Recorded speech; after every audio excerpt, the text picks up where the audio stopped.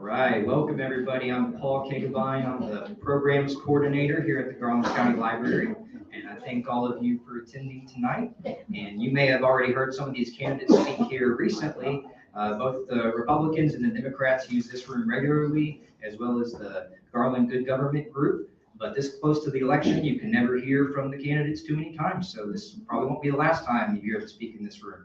And of course, I want to throw in a disclaimer that the Garland County Library is a nonpartisan facility, and the inclusion of any candidates here tonight is not an endorsement. But I did make an effort to invite every candidate running for office on a Garland County ballot, and I appreciate all of you who attended. So tonight's forum is broadcast live on both the library's Facebook page and our YouTube channel, and the recording will be left up to share with voters so they can make informed decisions. So I encourage all candidates to share those. You can clip out the parts where you're speaking and share that with your voters. Because this is being recorded, I'd like to ask the audience to be mindful of the background noise and make sure your cell phones are turned to vibrate. And I'll be back up in just a moment to introduce our moderators. But before I do, we have somebody working on voter registration, Miss Judy Dare. She'd like to come up and talk about voter registration. Thank you, Paul, and I welcome everybody here tonight. We are working a voter registration table out front, but you all are registered. But for those of you at home, if you are not registered, please go to your county clerk's office. You can get a form there. There will also be a table set up at the Hot Water Music Festival, and forms are also available at the Garland County Library. If you know of someone who just needs a change of address form, they do not need to fill out the voter registration form. There's a very simple change of address form, which I'm sure is available here too. And that makes it very easy. Now, just talking about when to register. Your last day to register is October 11th. That is the last day that you can register by mail, and it needs to be postmarked on October the 11th. Early voting starts October 24th. It ends on November the 7th. And election day, of course, is November the 8th. So there's been some talk about some purging of the voter records if you've not voted in the last two federal elections. And so if you have any questions at all, if you are registered, it's a very easy way to check. You just need to go to VoterView. Just Google VoterView Arkansas, and it will take you directly to a website. All you have to do is enter your name and your birth date, and it'll bring up all kinds of great information. It'll tell you if you're registered. If you are not registered, it'll tell you how to get registered, but it also gives the district, the precinct, and all kind of great information, and who is running, and a sample ballot, and all kinds of stuff, which is great. Now, if you are interested in what the ballots say, you can go to the University of Arkansas website. All you have to do is Google UAEX. UAEX. And in the search box, put voter. And it'll take you to the ballots. And it's a nonpartisan comparison of what the ballots say and the amendments that are on the ballot. So that is really all I've got to say. I'm really glad to be here. We have cards if you have any friends that need to register or make sure they're registered about VoterView. And I thank you all for being here, and thank you all for being registered to vote.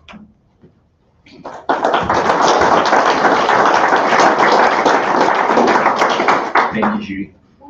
All right, let me introduce our moderators, and they're going to go over our rules here in a moment. But on our right, we have a local personality, Charlie Moore. He's a wearer of many hats. He's a longtime resident here in Hot Springs, a retired financial advisor and consultant. He served on the Hot Springs Historic District Commission and the Hot Springs Advertising and Promotion Commission, and he has recently collaborated with the library on his preservation of old-time rural Arkansas heritage and music. So welcome, Charlie. And on the left of the table, wearing just as many hats, returning as a moderator from the library's previous candidate forum, is Marsalis Weatherspoon. He is a musician, a teacher, and a public speaker, and he currently serves as the president of the local NAACP branch here in Hot Springs. So welcome, Mr. Weatherspoon. right, well, I'm going to invite these two gentlemen up to the stage briefly to go over the rules and age before beauty. So we'll start with Charlie here.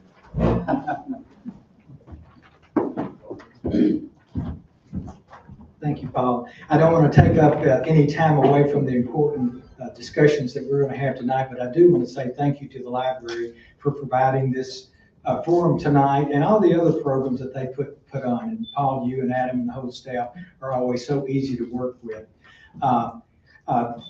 Marsalis is going to be our rules guy, and he will go over all that. If you have any questions after the rules that may not be clear, ask now so we don't have to interrupt the flow of our speakers. But thank you for being here. Another important night, and thank you to the library.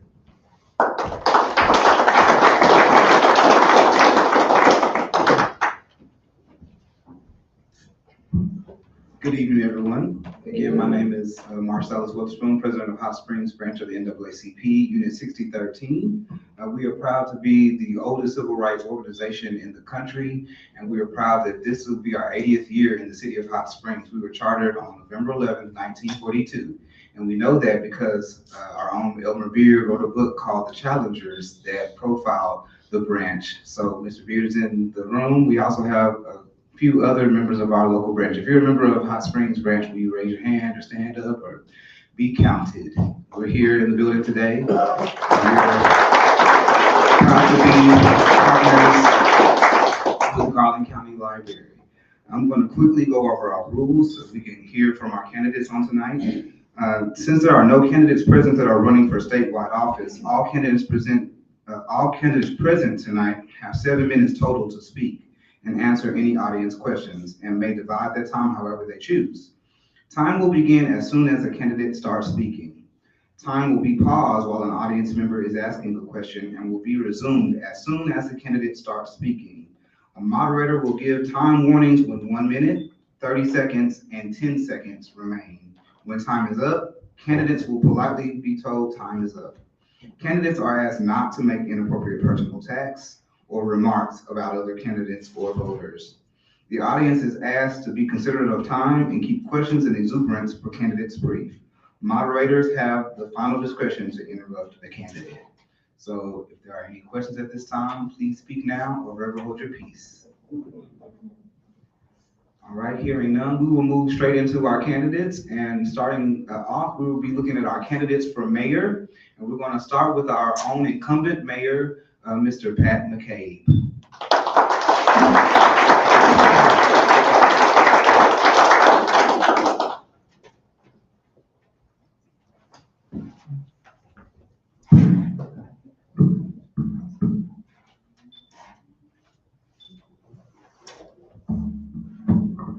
Certainly appreciate the opportunity to be here today. My name is Pat McCabe. I am the mayor of the city of Hot Springs. Began public service here in Hot Springs in 1989 and served in various city director roles and in completing my term here as mayor and running for re-election.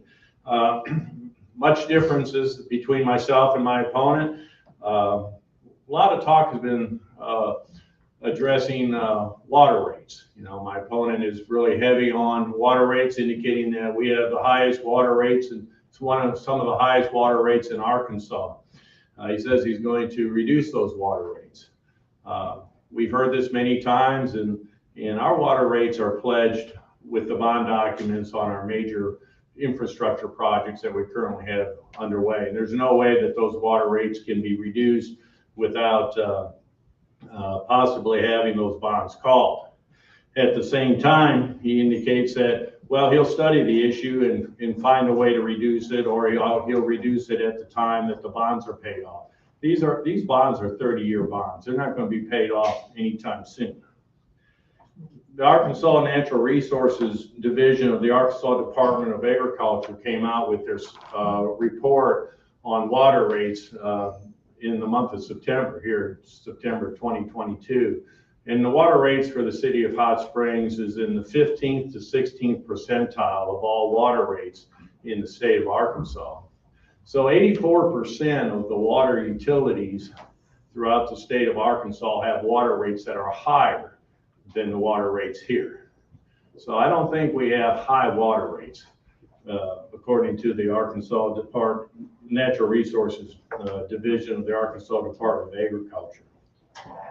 Furthermore, our water rates are enterprise funds and must stand on their own, and with the proper rate structure to pay off the bonds and have funds available to cover ongoing costs. Recently, a state legislator informed me that communities across the state are seeking COVID monies from the state of Arkansas to help fund their lack of planning on infrastructure improvements within their own water system. Last week, the state of Arkansas came out with $270 million of COVID funds to help these communities address their failed planning. City of Hot Springs continues to plan and look to the future, so much so that we have secured water resources for generations to come with the 23 million gallon per day allocation from Lake Ouachita, 20 million gallon per day allocation from Lake DeGray. My opponent has indicated that and has criticized city budgeting on the water project, indicating that there's been significant cost overruns. We all know that we're in a very turbulent financial environment, inflation running fairly rampant at 8.3, 8.5%. Construction costs are going up 25+%. And the costs for the new water plant and the infrastructure system was based off of 2019 costs with some adjustment for inflation, but certainly not at the level that we've all experienced. Each and every one of us goes out daily, and our products that we buy each and every day are more costly today than they were in 2019 or 2020 or 2021. And so to think that the boat was missed on our budgeting. If anybody can predict a pandemic, if anybody predicted a pandemic would occur in 2020 and had predicted that in 2019 or late 2018, come see me. Another area of concern is the condition of the streets.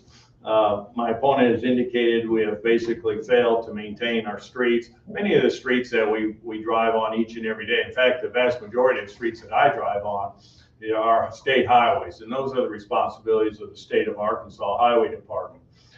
We have allocated an additional $2.2 million to the street paving program to ensure that we can complete the 2022 paving program. The cost of asphalt has caused the cost per mile to go up significantly, and we want to make sure that we have additional funds available to complete the streets. My opponent even criticized at last week's forum, well, somehow the city always seems to find money during the political season. These dollars came from the run out of the tax on the Pave It Forward program that the county judge Daryl Mahoney was able to distribute recently. When you have a Pave It Forward tax or a sales tax, you're not allowed to stop the tax immediately at the time that the bond's paid off, because they want to ensure that all the costs are covered. So there's a run out period. And so these funds were available, and County Judge Mahoney distributed those to the municipalities within Garland County, and we appreciate that. My wife and I have a business downtown, the Hotel Hale, that we repurposed, the Hale Bathhouse. And I'm downtown a lot, and I see tourists day in and day out. So many of them are just, 1 minute, so pleased with the direction of downtown and the commerce. We've had tremendous growth in any number of areas, and certainly tourism is one of those.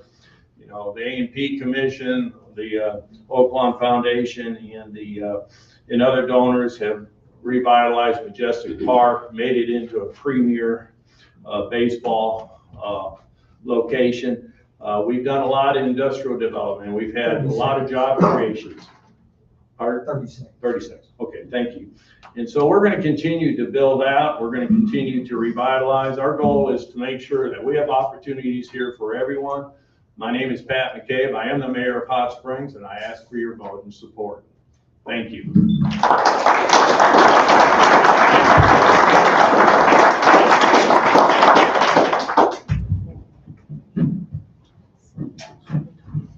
Our next speaker is the candidate for mayor of the city of Hot Springs, Barry Capacey. Only 7 minutes and a hard stop on that 7 minutes. I'm going to try to cover all your concerns in a short period of time. I want to thank Paul for the invitation, the Garland County Library for the opportunity to speak again. It's great to have my wife here tonight. 34 years, Carol Ann, one of my daughters here as well. We've raised our family right here in Hot Springs, Arkansas for the past 30 years. We live in District 2, and we're just excited about this opportunity to be the mayor of Hot Springs. Many of you know me as a pastor of a church or the president of a college or maybe a business owner. Truth is, I do have plenty of jobs to do. I'm running for mayor not because I need something else to do. I'm running for mayor because I have a heart for this city, because I care for this city, because I believe there's issues that the people of Hot Springs face that are not being taken seriously by this administration, and it's time for change. If you want things to just keep going like they're going, then I'm not your man. But if you're looking for change, then vote Capacey. What are the problems? And what is Hot Springs missing? And what would a new mayor do for the city of Hot Springs and about these issues? Because a better future for Hot Springs needs a motivated mayor who is dedicated to see these things happen. First of all, when I think about some of the issues, Hot Springs is a beautiful city, a perfect destination place for people of any age. But it's clearly factual that many of our 20 and 30-year-olds are just not staying in our city. And why is that? I think we need to change that. We must focus on our youth by a commitment to drive commerce here, not drive it away. I believe it's incumbent upon city leaders to both attract and pave the way for commercial development. Hot Springs has missed numerous commercial opportunities due to overreach of city government regulations that have been created and have created an unfriendly business environment. We have had dozens and dozens of great missed opportunities to attract commerce here to the city of Hot Springs. And I've listed many of those on my website, but just to name a few, Home Depot, not once, but twice. A Target, a Chipotle, a Whataburger, Bass Pro Manufacturing, an Amazon Regional Warehouse, a Tractor Supply Distribution Center, Walmart New Convenience Store. And we continue to still have an empty lot on the end of Central Avenue, and on and on and on I could go. When I'm elected mayor of Hot Springs, my leadership style will be to change the attitude from top down in our administration and city management to that of what can we do to help? This will be the new mantra for the city of Hot Springs. It'll be on our website. And we're going to accomplish this with a humble approach and welcome commerce to our city. We'll do this by attracting businesses with less regulatory bureaucracy and by providing sales tax credit incentives. We're also going to provide innovative ways to place a welcome mat at the doorstep of Hot Springs. This can be done, but it takes leadership and a willingness of a non-paid mayor to dedicate himself to going out and introducing this great city to great opportunities of commerce. Housing is another issue.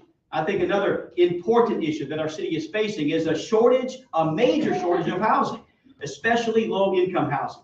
So many houses in Hot Springs are vacant and clearly need a rehab. These houses are privately owned, and in many cases, they are owned by banks and lenders who are foreclosed on them and have done nothing with them. In most of these cases, the lenders would probably be thrilled to have basically an opportunity to dispose of them. So here's my plan.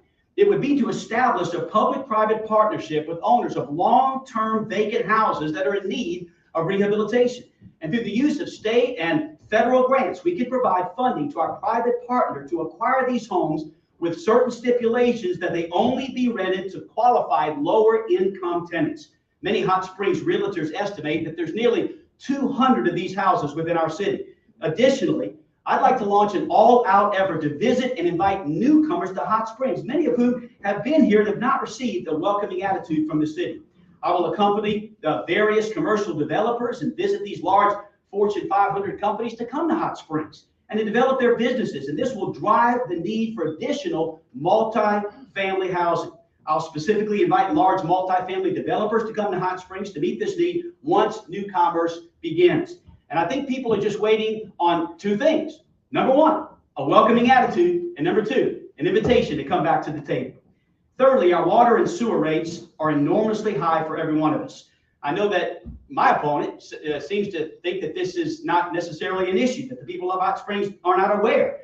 Democrats, Republicans, and incumbents alike, that we're paying egregiously high water bills. I know people are having to choose between paying their water bill and their food or prescription drugs. For example, my own mother-in-law, who lives next door to us, is on a fixed income, and it takes 10% of her fixed income to pay her of her budget to pay her bills. 10% of that comes from her water bill. My brother Brett just visited from Las Vegas, obviously a desert city, and I asked him what his water bill was. He said it's $30, Eric. And Las Vegas is not surrounded by 4 lakes. When I'm elected mayor, I'll appoint a committee of the board to investigate all of these water issues. For instance, this new water line that they have missed for about $37 million is not acceptable. We're going to reach conclusions as to how to finish that water line that has been started. We'll present it to the people of Hot Springs. We'll have a live virtual town hall forum before it's voted on by the board. Why? Because we want to be fully transparent. I think we can find that $37 million without raising water rates and without a special election tax. I'll work with our congressional and state legislators and even the governor for assistance from the state and federal government, because it's our understanding that there might be some public funds available to get us out of that mess. We will prepare and present to the public a long-term reduction in water and sewer rates so that the public no longer has to choose between paying their water bill and eating food or buying prescription drugs. That should never have happened, and we'll find a way to fix it by creating a plan and providing it to the public before we vote on it. Transparency is something we seem to have very little of today, but you have my word. Transparency will start with the Capacey administration. Well, in closing, I'm running for mayor because I care about the city. I want the city to reach its potential. For that reason, I promise to be the best student of every issue. I'll make sound, informed, and affordable decisions for the goodwill and the future of Hot Springs. I'll hold town hall style meetings just like this throughout the year so that you get a chance to be heard. I'm going to work night and day so that this city will be a place where our kids want to raise their families and where businesses want to break ground. I think Hot Springs deserves leadership that delivers results, not excuses like I think we heard a few of just a moment ago. And that's exactly what I commit to do. Results, not excuses. I'm asking for your vote November the 8th. Early voting starts October the 24th. God bless you.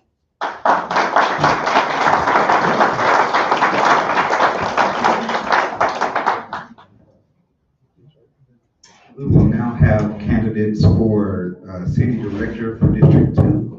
And we will hear from Ms. Phyllis Beard.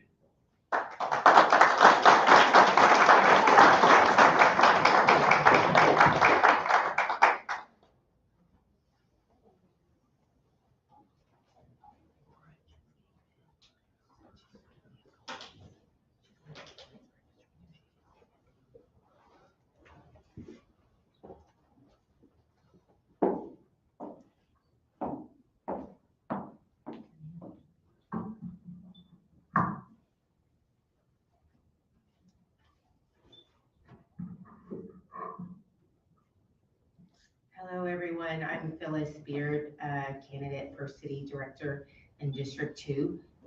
Had I spoke earlier, I'm not going to use all of my 7 minutes. I would have given my extra time to you, Derek.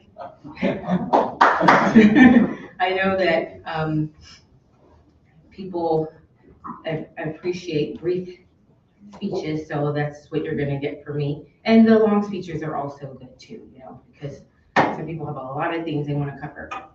So again, my name is Phyllis Beard, and I'm running for City Director. I am a native of Hot Springs here, and I recently returned home back in 2016 to take care of my octogenarian father who needs an audience. So it's good that we're getting to spend time together as an adult. He is an 8-term city councilman, and he taught me a lot about politics. I always watched how he campaigned, not only on election day, but after the polls closed. And he stayed connected with voters and kept his ear to the ground to understand the needs of the community. And that's what I want to do with my community. Now, I've taken a similar approach in my campaign, and I've met with constituents, but my style is slightly different and just a tad unconventional. I bike around town on my election cycle to introduce myself to voters, and I can also be seen on my scooter. I call it the Phyllis Mobile, and that's just to meet with local business owners. And I also launched the Phyllis for City Director YouTube channel to answer burning questions on the campaign trail and to empower residents with useful information. Now, I realize that some people do not go on YouTube, or lots of people don't go on YouTube. So I do have hard copies of information, and this is available. It will be available in the back if you're one of those people. But if you happen to go on there's a lot of good information on there. Now I'm on a mission to register 100 voters before the upcoming election, and I challenge all the candidates to do the same and register as many voters as they can before October 11th, before that deadline. Our campaign is effective when we ask constituents, what can the city do for you? And I'm listening to the concerns of voters, informing residents on how voting impacts their quality of life, and challenging the people to become part of the political process. Government works best when we make it work for us. If you're not registered to vote, please do so today before leaving the library. I'm running short. I got 2 more weeks to get the rest of the 100 voters that I need. But there are forms available here today at the library, and I encourage your friends, your families, and your neighbors to register to vote. And if they need assistance, they can contact me at phyllisforcitydirector@gmail.com. They could also call me on my campaign cell, and I'll give you a second if you want to get out a pen and write that number down. It's 501-635-5457, 501-635-5457. If you need to contact me, you can call me and I will answer that phone. You can text and leave a message also. And then we could arrange time to meet here at I call this my campaign headquarters, the Garland County Library. I did a video on that, but this is open and available to the public, and you can find me here during the week.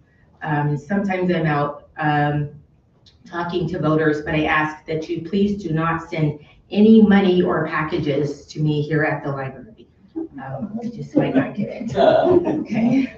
Now, I want to invite all Garland County residents, regardless of district, to follow me on the YouTube channel and donate via GoFundMe at City Director. And if you don't go on YouTube and you want to donate to my campaign, I do take checks and cash, and you might see me out on my bicycle or scooter, just pull over and say, hey, I saw you out campaigning and I wanted to give you something. That would greatly be appreciated. And if you live in District 2, I want to ask for your vote. You really need that. Okay, help me, help you, help us. Let's make government work for us. And please cast your vote for Phyllis for City Director, District 2.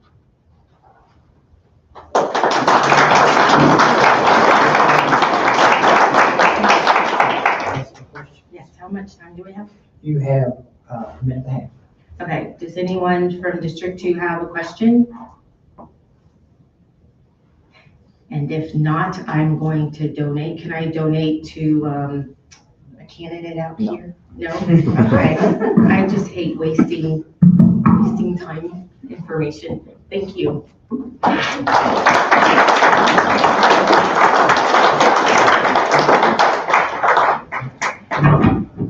Our next speaker, also candidate for Director, District 2, George Pritchett.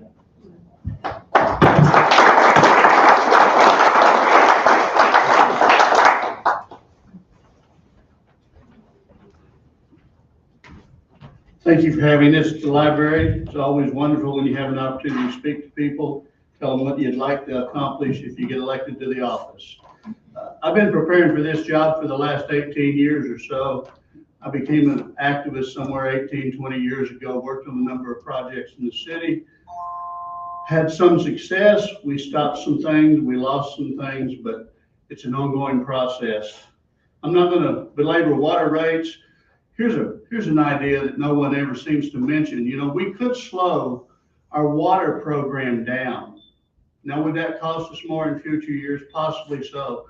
But instead of borrowing more money and possibly having another rate increase, which is what the citizens tell me they do not want, we could just slow that down a little bit, move it out for years. We're going to have 200 years of water available to us. Is there anybody in this room think you'll get to drink any in 200 years? Anyway, that's one item. City streets. We have a lot of things going on in city streets right now. It's great that we've got this money that kind of came as a windfall. We got windfall money from the feds. We got windfall money from the tax, and our revenue from sales tax is great. So let's fix our streets, but let's do this.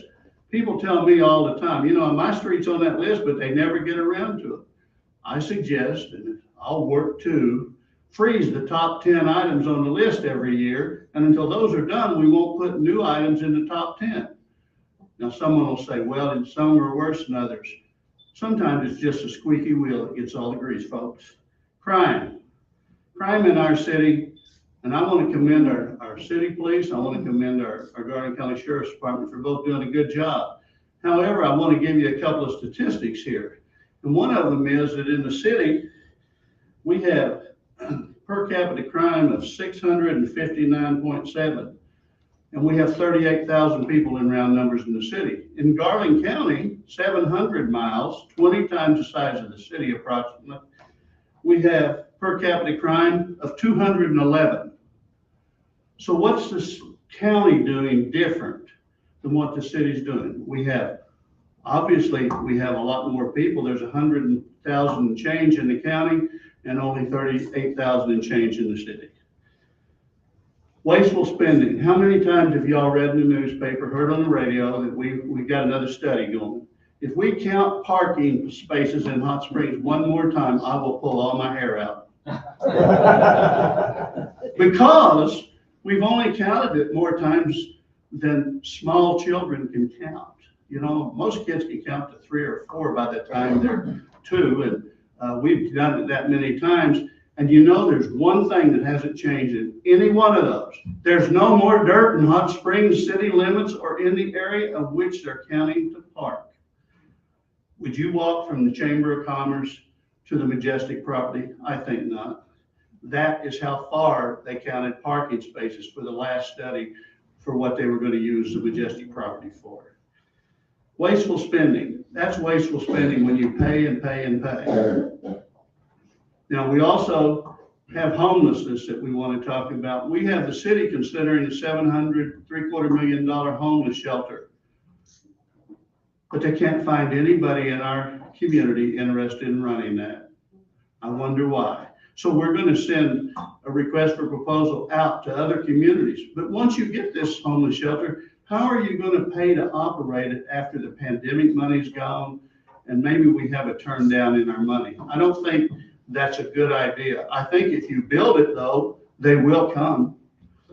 So another thing that's a big concern to me is not homelessness, but affordable housing. And we have the city's going to study affordable housing. Can you all tell me how the city's going to do anything about affordable housing? I had a man call me today and say, I need a $400 place. I suggested Malvern or Piercy or somewhere that he could find a crate somewhere, because there's no $400 housing in Hot Springs. Just not there. I've been a landlord for 20 years in Hot Springs, and my rents I've held to the very best I can, and I have people that's been with me 15 or more years. But they're $700 and up. Carol Weatherford's not here tonight, but he told the city council, he's a member of that he was building new housing, but it's going to rent for $1,400 a month. There is no affordable housing. Now, what we can do is take the older homes in our community and start using our community block grant money, and let's save those for the impoverished, the disabled, the single mothers with children. We can do a lot of things with those. That's what we used to do. And then we got off on sidewalks and every other little thing. that's really good for our community, but housing might be more important. Would you rather step off a curb or would you rather have a roof over your head at night, people? I'll take any questions y'all have. Good evening. I have a question because, well, two things, two-fold question. Would you explain what the Tea Party is because you're the president? Well, I'm not the president of the Tea Party. I am the current leader. We don't have officers. The Garland County Tea Party was founded back a couple of presidential terms ago. It's a group of conservative people, like-minded people. We don't have a political affiliation. Do we have members that are more Republicans than Democrats? I would tell you that, but it's a conservative organization. What more would you like to know about it? Well, that's been a question asked by many of the African-American citizens, which if you're elected, would be the District 2 Would be two. director. If you are elected, you would be the District 2 director. District 2? Yes, ma'am. That's what you're running for? Yes, ma'am. Director. So there's been a question among African-Americans, what was the Tea Party? Okay, we've had a number of African Americans attend our Tea Party off and on over the years. And Cheryl Batts spoke last week at a week or so ago, or she's going to be speaking tomorrow. I'm sorry, I'm getting confused. Everybody is welcome, okay? And as far as that, this is a nonpartisan race. It's not a Democratic race. It's not a Republican race. I'm a conservative. I want to protect your money, okay? I've led some things against tax increases. I served as a justice of the peace back in 2010. My name's on the plaque out at the jail. I've won some battles and I've lost some battles, but I'm tight, I'm conservative, anybody that knows me, and I'll be more than happy to go through that record with you afterward if you like.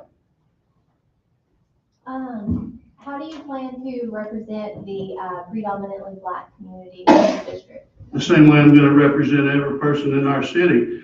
I'm going to go out into the community. I spoke at the Web Center the other night.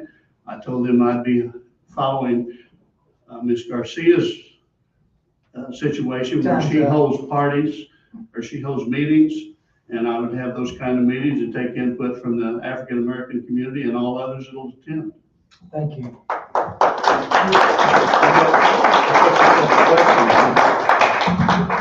We turned the timer off when they're asking the question. Okay. You have a total of 7 minutes of your speaking time. Okay, sorry I can't answer any more questions, folks. Thank you, Mr. Pritchett. Thank you. And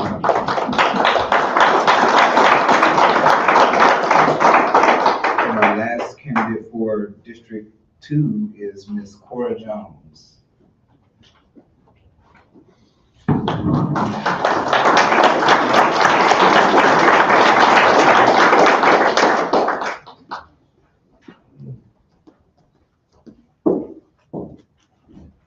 Good afternoon, everyone. Hi. How y'all doing? I am Cora Jones. I did not know about this, or I'd have been dressed up for the occasion, but I'm not gonna make any excuses. I'm here. I'm here because I am a candidate for District Number 2. I'm here because I want to be that person who is representing our district, who's gonna move forward some things that need to be done in our district. My name is Cora Jones, and I am running for I am a candidate running for District Number 2. I do need your support and your vote. I get excited when I think about our beloved Hot Springs. I am a resident of Hot Springs and a proud business owner. I am owner of Cora Jones Tax Service, which is located in Durden, Arkansas. I'm also the owner of Will Jones Construction Company, which is located right here in Hot Springs. I am also a compounder at Butler Pharmacies located in Hot Springs Village. I am a proud U.S. Navy veteran. I am a member of Cottrell Chapel CME Church. Now, I've told you a little bit about me. I currently serve on 3 boards. The Women's Chamber of Commerce, where I was the first African-American president. I served 2 terms. I am on the Cooperative Christian Ministries Board, where I am on the finance team. I'm on Buffalo Foundation Board, where I also serve as the scholarship chair. I am a graduate of Leadership Hot Springs. I am running for this position because I want to continue the work that has already began to bring a fresh perspective, and I'm not afraid to get into the trenches and go to work. I don't have a problem with serving my community at all. The youth, the poverty, the homelessness, all of that is also one of the things that I will focus on. Hot Springs has so much to offer. Hospitality and tourism are major economic drivers.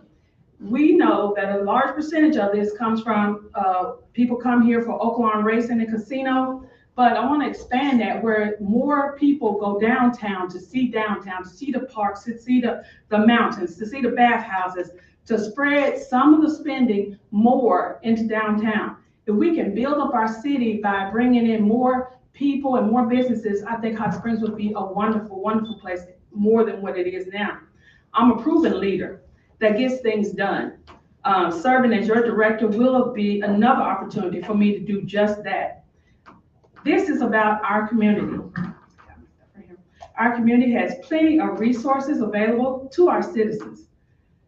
When I say that, the other night I was talking about at the Web Center where George mentioned, and I do applaud you, George, you are correct. Our streets are bad, and it is something that needs to be done about that. That would be some of the things that we do need to address right off the bat. Equitable treatment for this community is needed, and that is why I'm here. We need to know business owners personally and their concerns, the pastors, the individuals in the community, each person, and the churches. You can talk to each one and see what their concerns are. These are the people that we will be representing in our community, business owners that are in this district. Business owners need an opportunity. When COVID-19 hit, businesses suffered, small businesses, but we need to be there so that everyone gets a chance, everyone gets an opportunity. So I'm looking at youth programs for kids being one of the things that we need to focus on to teach and to move kids forward. A lot of kids are in the streets with nothing to do. An idle mind brings about time for trouble. So if we keep them busy, that'll give them something to do. We must provide a path for our youth to move ahead. I want us as candidates to come together and address the district's needs, not our party affiliation or anything like this. This is a bipartisan race, so we got to come together. It is 4 of us running for this district. We've got to focus on our district and not on ourselves. We are not running for against one another. We're running for a position, and for that, we've got to take charge of that. So today, I'm here as Cora Jones, running for District Number 2, and I look forward to having your vote on November the 8th. Do anyone have any questions? Yes. I'm sorry if you said this and I missed it, but is this your first time running for a political? It is. What made you want to run? I believe I'm ready. I took Leadership Hot Springs. I've been preparing myself for this. I am ready, period. Yes. All right, no other questions. I thank y'all so very much.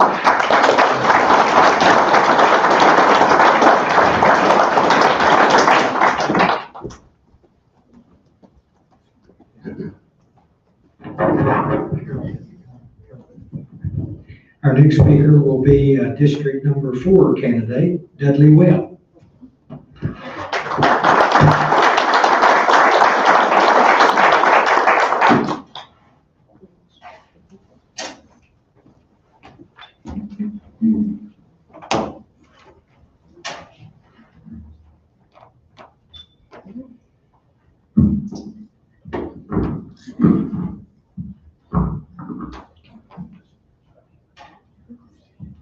Well, it's great to be here this evening, and I very much appreciate this opportunity to visit with all of you.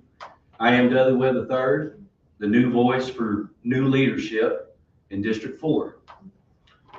Safe neighborhoods.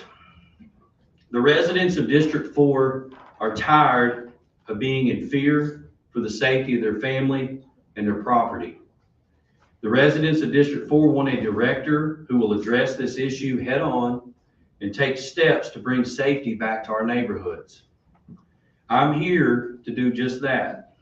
In August of this year, I, with help from many supporters, initiated a District 4 Porter Safety meeting. 4 new point of contacts and close to 70 new homes in District 4 will now be implementing model and individualized neighborhood watch curriculum to combat and lower petty theft, residential burglary, and drug issues in our neighborhoods.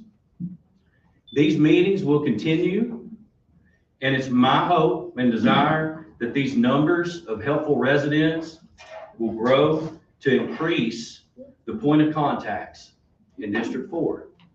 I want to give a big thanks to Chief Chapman, Sheriff McCormick for supplying crime rate data and curriculum to me to help with these meetings, and then also being ready to work in unison with all of those of us in District 4. Smart city spending. The taxpayers of District 4 are tired of seeing their hard-earned money being wasted. I want to play a far more active role in reviewing how the city deals with consulting services. I think we do way too much consulting and instead should turn in-house to replace many of the consulting services. We've got to do a better job of allocating city funds in a more fiscal manner. For example, Walker Inc. Zero need to hire Walker Inc. all the way in Chicago, Illinois, to tell us here in Hot Springs, Arkansas, what we should do to address parking downtown. Tens, if not thousands of dollars wasted doing that. The city already had a parking plan for downtown, submitted less than a year ago. Even, let's say, without that plan, would this not be a great opportunity to have agency, department directors form a committee of current city employees to solve this issue? Why are we consulting for this issue? The city also has a city engineer who could provide oversight for these committees. The bottom line, in my opinion, we've got to be more mindful of what we truly need help with versus what we know and can do on our own. The city's purchase ceiling also needs to be back at $20,000 and not $60,000, which is where it is now. All in all, if we make smarter fiscal decisions with taxpayer money, the taxpayers in the city will have better financial security, and city employees will have better chances for salary enhancements. STRs. Now, still early on, trying to get things right on this issue. So I've got an open mindset here, and I encourage all of the stakeholders here in Hot Springs to reach out to me for feedback on this issue. But for now, I actually think the 400 STR cap is a good move for our city, especially to open up more doors for families looking for permanent housing here.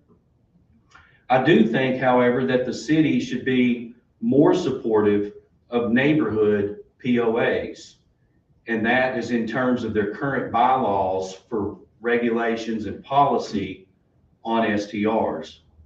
Let the POAs have a standing on STRs. The Majestic site. The current board is having trouble selling or developing this site. And I know there's some reasons, you know, good and bad for this slowdown or slow take, if you will. And I really don't know what the contingency or the deals are for the potential to give this development progress over to the Metro Partnership. So having said that, I would pass on handing this over to the Metro Partnership and rather give me and a potential new board the opportunity to resolve this matter in January. I believe that we can make something mature here and bring to the city at minimum $800,000 to $900,000, which is, I believe, what the city paid for the land. And that money could then go back into the solid waste fund. 1 minute. Thank you. So in closing, in closing, I do want to touch on this, tourism. Tourism is a great revenue for our city. And I want to keep us thriving in this area. I think it's important, for the roots of Hot Springs. We've got a lot of attractions that bring tourists here to our city. But I do think we've got to focus more of our efforts on our own residents 30 seconds. and taxpayers.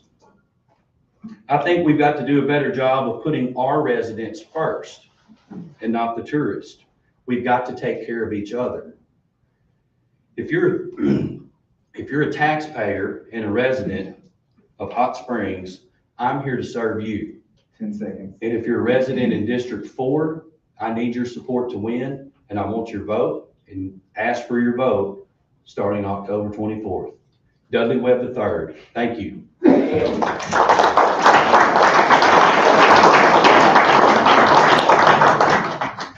Thank you, Mr. Dale. We will now have our candidates for District 5. We will begin with the incumbent, Ms. Karen Garcia.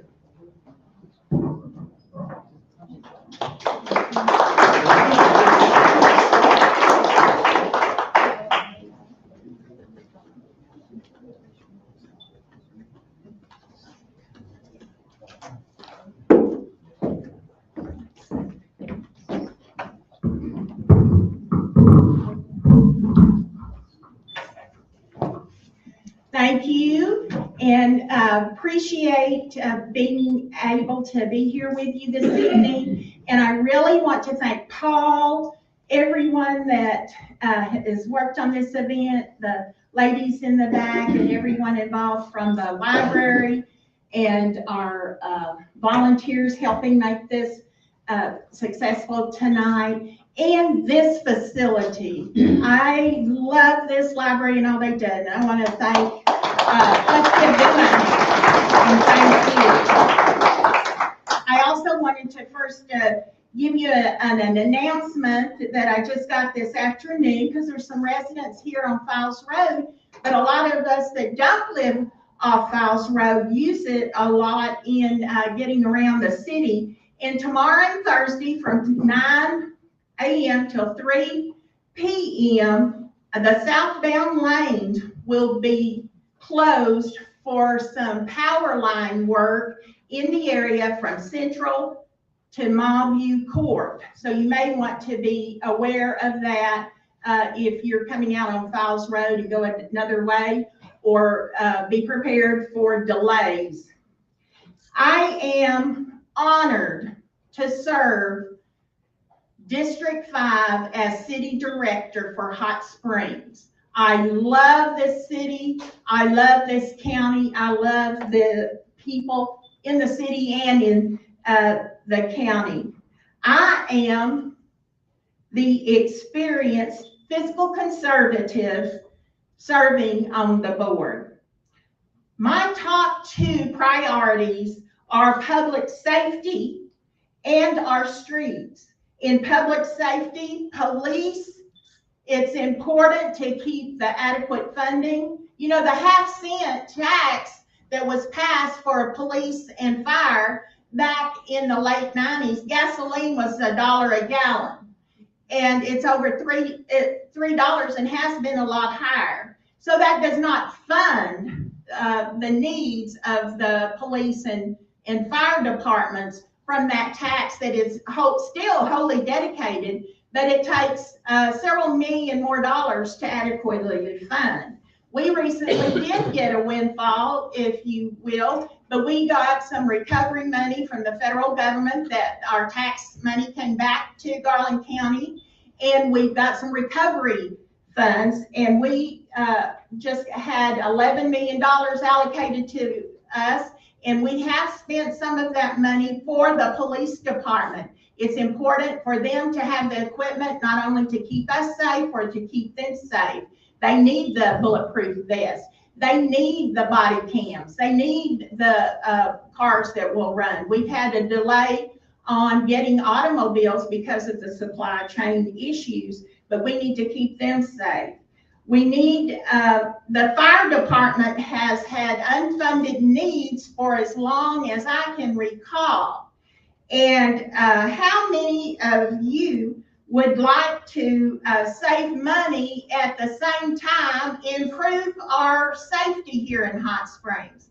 Well, if we could add the fire station in South Hot Springs, the fire chief tells me that we can lower our insurance rates, and that it would cause our ISO ratings for the insurance to go from a 2 to a 1. Well, I don't know about you, but I like saving money on my insurance, and I think that you would too, at the same time, provide the additional resources that we need there. And one of the areas I have looked at and asked to be considered is at the old Hot Springs Mall. It's not used. There's an old Sears there that already has a bay. It's a possibility it could be used. There's other property out there that is going to be looked at and considered as for a fire station. But we have $8 million left from the $11 million we received from the recovery funds. If we could use $2.5 million of that allocated for this fire department, we would meet all of our current fire station requirements to lower that rate. Past public safety, the streets, of course, are a high priority for me. I drive all in my district, and I hit those same potholes you do. My car gets out of line, and I have problems with my tires. Of course, a lot in Hot Springs is the Arkansas Highway Department, or Department of Transportation now, and that's a whole nother issue that I don't have time to go into tonight. But we did receive the money from our roads now to put more money into our budget for the street paving, pave it forward. We get state turnback money that is dedicated only to streets and is only used on streets based on our population. We have participated in a complete streets program, and we can apply for other state or federal grants when available to bring that money back to Hot Springs. It is very important during this time that this tax is extended, that we get our streets brought up to code. And we have had, 1 minute. oh my goodness, I wanted to tell you that I have bags. I can't go into all the details. Please come Monday night. I have a survey. I want you all to participate. I have a transparent bag there because I believe in transparency, and I want you to pick up my information. You can call me. We can go one-on-one. If I give you my word, you can count on it. I'm not afraid to stand up for what's right. And I live by the same standards that I expect from others. I believe in the golden rule. I give credit where it's due. I own up to my mistakes. Leadership is a privilege, and I believe in serving you. If you're in the county, someone said, I can't take this because I don't live in the city. I said, yes. You know, if you have city water and sewer, you're a customer of the city. And I believe in customer service for everyone. I appreciate your vote. Thank you.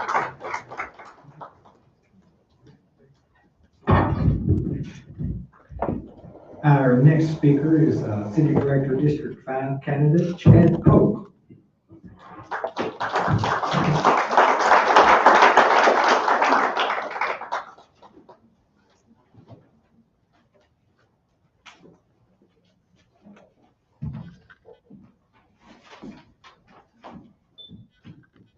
Good evening.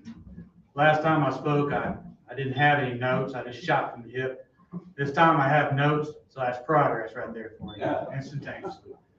So, good evening. Thank y'all for coming out this evening. My name is Chad Polk. I'm a long-term resident of Hot Springs, and I'm seeking to be elected to the District Director for District 5. As we've gone through this evening, I suspect that you've noticed some of the same topics were brought up in previous meetings. High crime rates, high water rates, homelessness, bad roads, wasteful spending, poor city planning, missed opportunities for the city, are to name a few, and the lack of accountability for every item I just mentioned. Folks, I don't have to stand up here and tell you that we have a problem of crime in Hot Springs. If you live in Hot Springs, if you do business in Hot Springs, if you visit Hot Springs, you know that we have a problem with crime. As a matter of fact, according to the Arkansas Crime Information Center, during the past 5 years, there were 25,334 incidents of crime in Hot Springs. That's 659.7 crimes per 1,000 people. That's a pretty high chance that you know that there's high crime. It's even a better chance that you know personally there's high crime. I don't have to tell you that the water rates are high, higher than 4 times our next highest city. If you've paid your water bill, you know that they're high. I don't have to show you that the city is struggling with homelessness and bad roads. If you drive anywhere in Hot Springs, you already know that.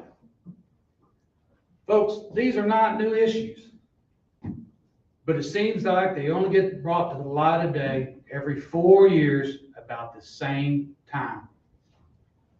Why is that? Why does nothing about these same problems ever get done?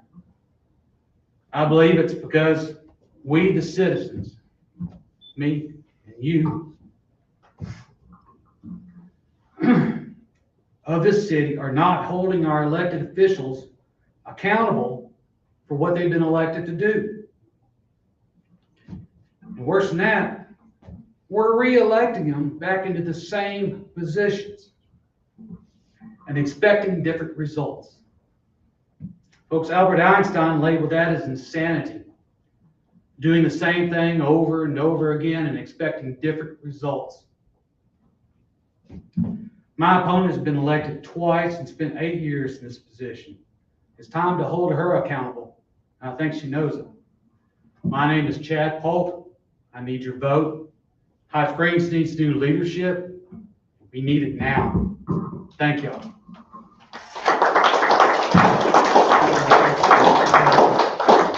No questions? No. No questions. I think they have a question. Chad, you go ahead. You sure? Yeah.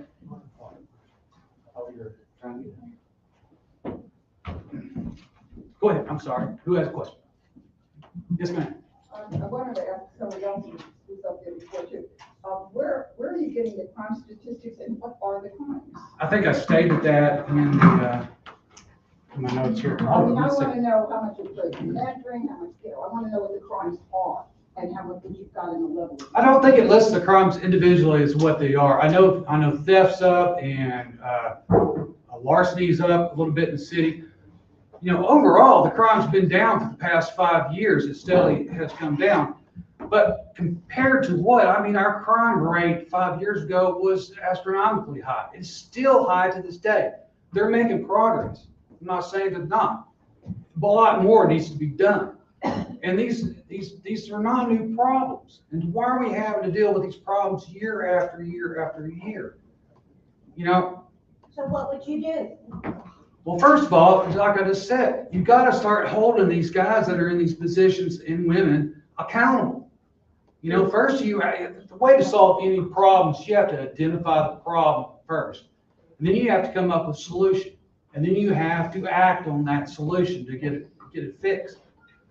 So I guess the real question is, how long does it take a person to figure out that we have a problem with crime? I've just told you, you can go anywhere in the city, you're lucky you're not going to be a part of the crime.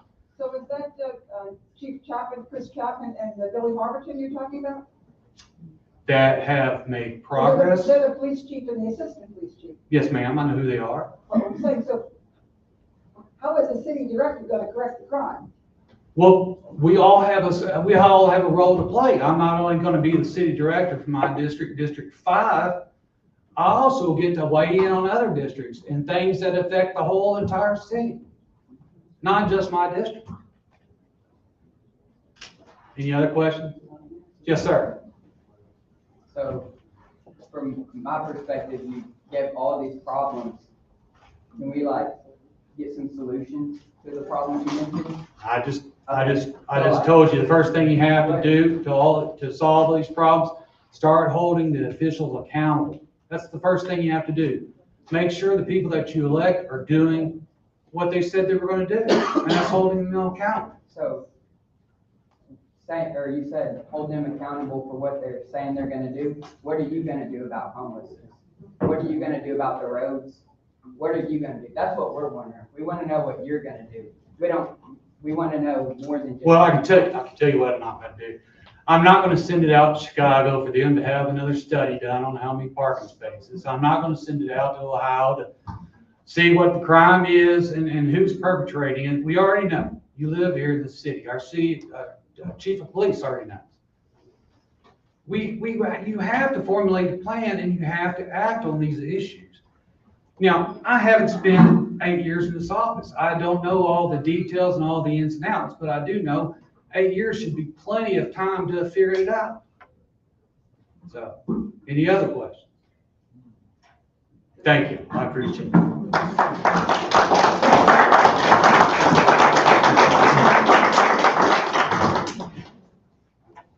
Thank you, Mr. Polk. We're going to move now to our candidates for Justice of the Peace for District 1. And we're going to start with our incumbent, Mr. David Reagan, and I believe he's prepared a video.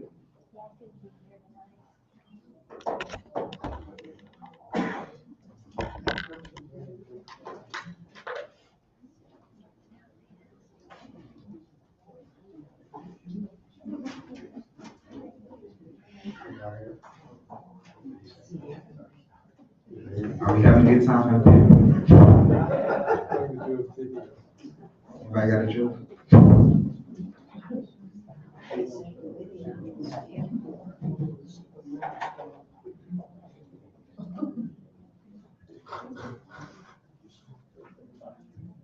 While we're waiting on that, again, we will be celebrating our 80th birthday on November the 12th.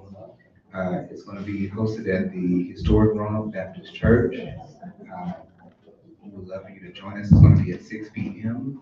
and we're just looking forward to a good time.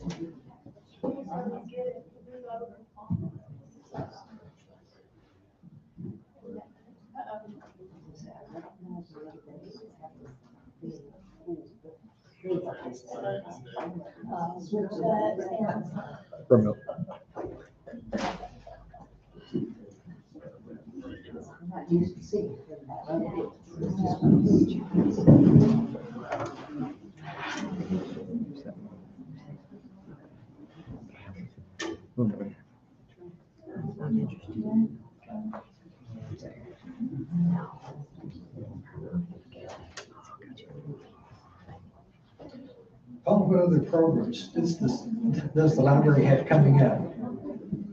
Voting. Voting. You can vote here.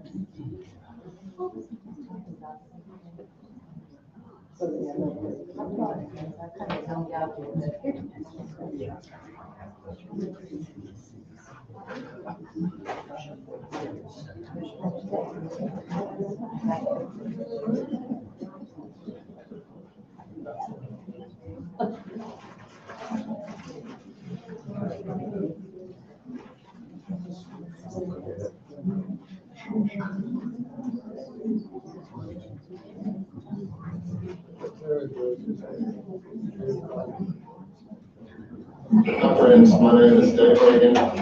I'm running running for re-election for Garland County Court Justice of the Peace from District 1. I want to say thanks to Paul Kagavine and the Garland County Library for holding this forum, and thanks to all the candidates for your interest in improving the lives of Garland County residents. Today, I want to tell you a little bit about my experience as a JP and my plans moving forward.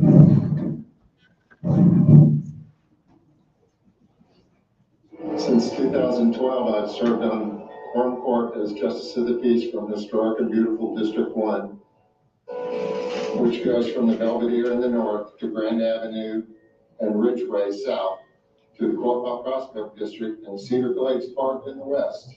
Much of Hot Springs National Park, the Thermal Springs, and the Recharge Zone is in District 1. I enjoy helping citizens solve their problems, and I also enjoy the incentive for making positive change in the community. My role for the past 10 years as JP from a county district inside the city limits has been protecting the interests of residents living in Hot Springs while ensuring services are on par with the unincorporated areas of the county.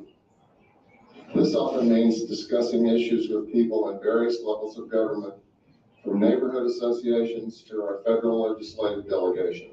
Moving forward, my plans are to assist my fellow citizens, including women, minorities, and people who are disabled, to improve their lives with broadband, better infrastructure, sanitation, public safety, emergency management, and environmental awareness.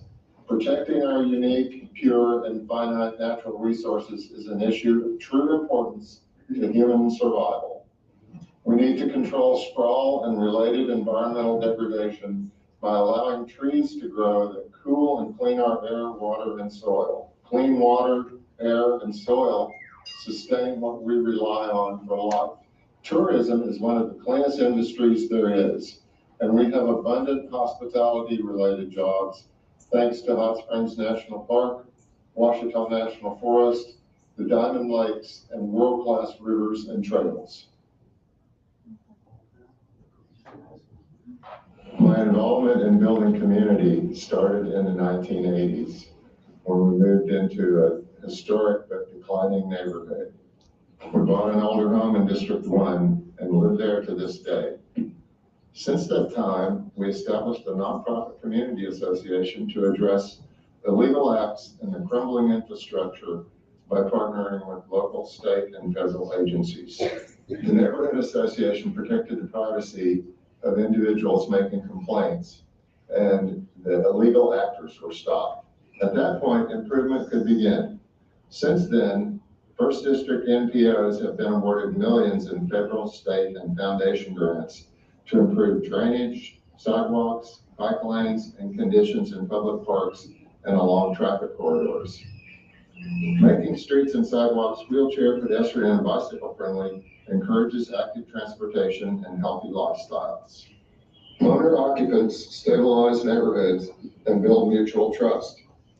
On top of that is a wave of economic redevelopment as new businesses lease existing commercial spaces for hospitality, retail sales, and services within walking and bicycling distance. This creates an ideal neighborhood situation. The addition of a grocery store and pharmacy will complete the plan. In 2014, the association established the nonprofit Hot Springs Community Garden Network, so Garland County residents can grow their own vegetables even though they live without a garden space. Now our own Garland County Library is building a community garden across the street, while we consult with other groups to build more gardens across the county.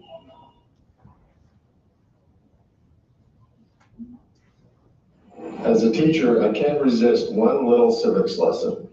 When this was the Wild West, a justice of the peace could arrest and adjudicate civil disputes and misdemeanor criminal cases.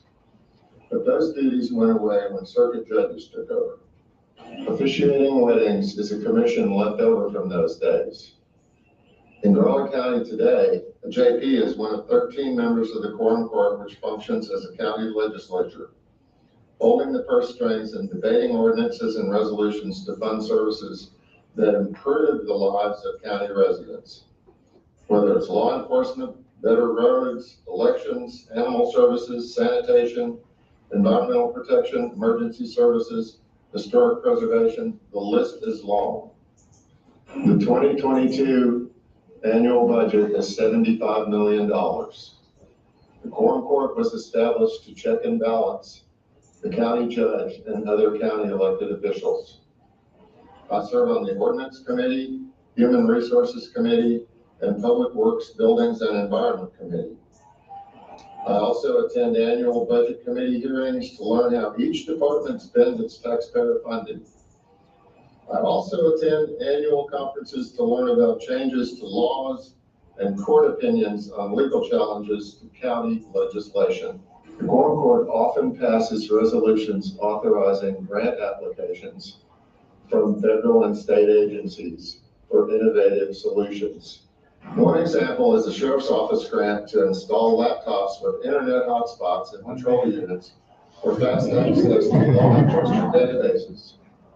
This saves dispatchers, prosecutors, courts, and taxpayers valuable time and public funds. I look for ways to make county government more efficient and sensitive to the needs of minorities, women, people with disabilities, and the homeless. Our democratic form of government is not perfect, but it's the best one I know of because it's the voting majority who have the power to hire and fire those who represent them in elective office. I believe most politics are local, and elected officials should work to improve the lives of their constituents, not their own bottom lines. I believe in paying my fair share of taxes, and I'm running for re-election to be sure I know where my tax dollars are being spent. My name is Reagan, and I approve this message and ask for your vote on November 8th for Justice of the Peace from beautiful and historic District 1. Thank you.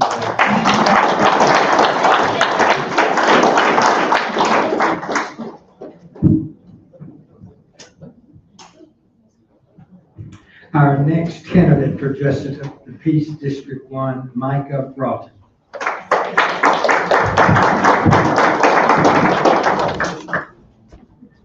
Thank you so much for having me. It's a pleasure to be here. I have about 5 or 6 generations, Garland County, both sides of my family. I've grew up here my whole life, and I love my town. I build boat docks on our beautiful lakes. I weld and carpentry. On that, I do a lot of problem solving in the field, and I'd like to bring some of those skills to the Quorum Court. The Quorum Court is a county position, and I believe in addressing the county problems. I believe in keeping the books balanced. Small government whenever possible, limited government, and I believe in our rights to bear arms. And what I've, well, let me go over the borders some, at least, especially out in the county. We have Westinghouse, we have parts of Mill Creek, parts of Spring Street, and then all Park and Fountain Lake. And, Out Park all the way to Fountain Lake, Whittington, Prospect.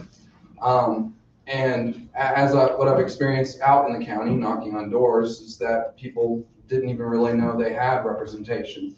And so I've gotten to meet them. I believe they're prominently conservative and Christian.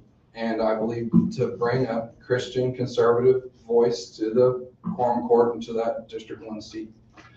I'm going to keep it short. I've been out on Lake Catherine all day building a boat dock.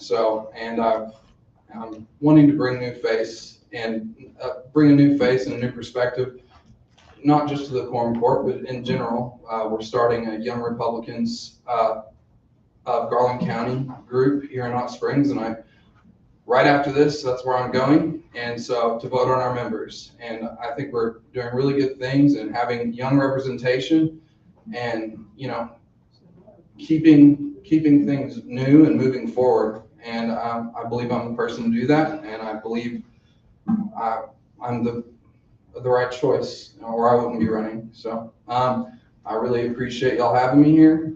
I'm Micah Broughton. I appreciate your support, especially if you live in District 1, but just in general. And if you have any questions, I'm here. Yes. far, yes. I respect that you brought your Christian faith into your statements, but not everybody in your area is Christian. There are people of other faiths. How will you represent them? Well, which faith specifically do you mean? Yeah, well, I share a lot of things in common with the Jewish faith, actually. Atheist? Atheist, I have multiple atheist friends, so I have no problem representing an atheist. But you said that you were bringing the Christian perspective to the quorum court. And my understanding Yes. is that that's not the role. Well, can an atheist represent a Christian? Pardon me? I believe that an atheist could represent a Christian and a Christian could represent an atheist.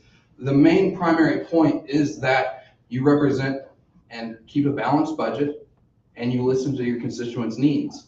It's not about, I'm just telling you my perspective. And I've been a Christian, I respect other religions. I study them. That's what I was trying to get at. Yeah, and I study other religions. Respect a different perspective. Yes, ma'am. I appreciate that question. I actually have a lot of respect for the Jewish faith. I study it. So, and Muslim. The atheist faith is not a faith, so I can't say I respect it, but I understand that people have different perspectives, yes. That's a great question. Thank you. I've seen you speak before, and you spoke on the issue of being pro-life and anti-abortion. Absolutely. And you said that you wanted to declare the county a pro-life county of some sort? That wasn't me. That was my good friend. But yes, that sounds like a great idea. I would love to mull it over and see if that's possible. Can you even define what an abortion is? What an abortion is? Yes. I mean, terminating a pregnancy. Terminating it? Yes. Or aborting it? It's a termination of a pregnancy. What specifically do you mean? Well, I mean, what business of the county, I mean, it's basically, if you'll indulge me, it's basically a meaningless gesture, right? That just appeases you and your Christian faith. Well, like I said, I didn't bring forth that issue, but if I were to vote on it, I'd have to look it over. So you are confusing me with someone else, but that's okay. I'm very strong, and I don't believe it's just a Christian faith. I believe it's people of faith in general that believe that life is important. And I believe if we don't value young life, very quickly we will cease to value elderly life. And we see that happening in our country today. Women's life? Very important. I think, yeah, valuing. Ectopic pregnancy, which you would call an abortion. No, I wouldn't call that an abortion. And no doctor in America does. An ectopic pregnancy? No, you're simply wrong. All right. Thank you. So if you were anti-abortion, you would support sterilizing men so that women will not get pregnant? I do not only do I don't approve of sterilization of any human. Of men, but you Any human. Not sterilization. That's insane. What I'm saying Yes. is we can do away with the issue of abortion if we take care of you and your member rather than me and mine. I don't want to sterilize you, ma'am. Thank you, though. I'd just like to say, first of all, thank you for showing up in person today. And as a Republican candidate, do you feel it's important to be with the people that you're running for when they're asking for their vote? Absolutely. And that's why I've been knocking on doors, looking at people face to face and taking your questions, even though they might be very passionate questions, may be difficult, not for me, but I understand it takes bravery to ask these kind of questions about sterilization of your fellow man. Thank you.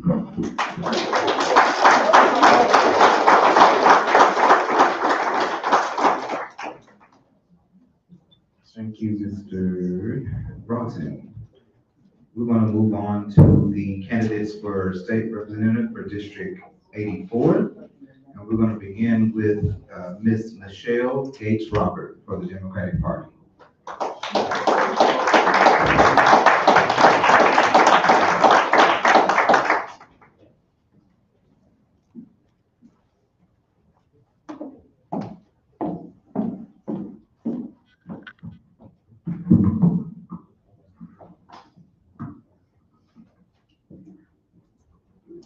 Hey y'all, I'm Michelle Gates Roberts, and I'm running for state representative for District 84.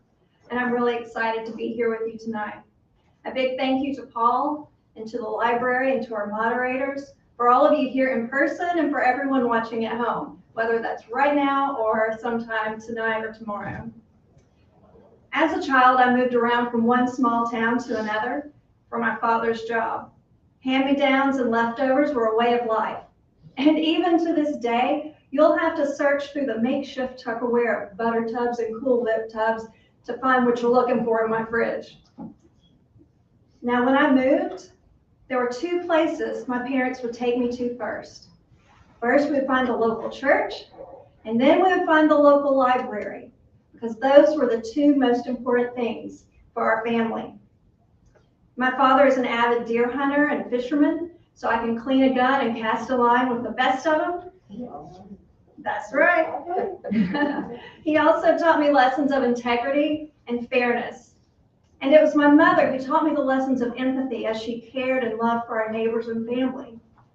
I wholeheartedly believe in the values of empathy, integrity, and fairness. And I believe we need more legislators who champion those values. Now, like I say, education was important to my parents. It wasn't a matter of if, but how I would go to college. So I worked really hard and earned a scholarship to Ouachita Baptist University. And it was while there that I met a nice Garland County boy. And as they say, the rest is history. We have a 20-year-old daughter, oh my gosh, 21, sorry Anna Grace if you're watching, 21-year-old daughter in Fayetteville studying to be a teacher, and a 12-year-old son who can't be here tonight. My husband had to take him to his baseball game at Majestic Park, one of Hot Springs' treasures. So like I say, education is important. I'm a product of public education. My teachers shaped and molded me just as much as my parents did. They taught me critical thinking skills and how to play nice and get along and get things done with people, even if we didn't believe the same thing.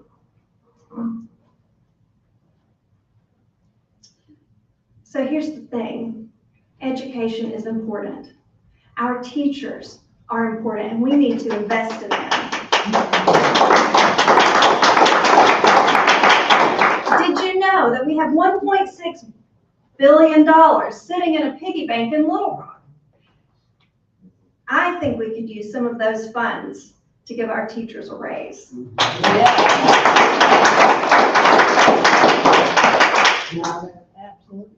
So here in Garland County, we have wonderful schools, we have wonderful teachers, but did you know Texas and neighboring states are trying to lure them away with, guess what, a competitive salary.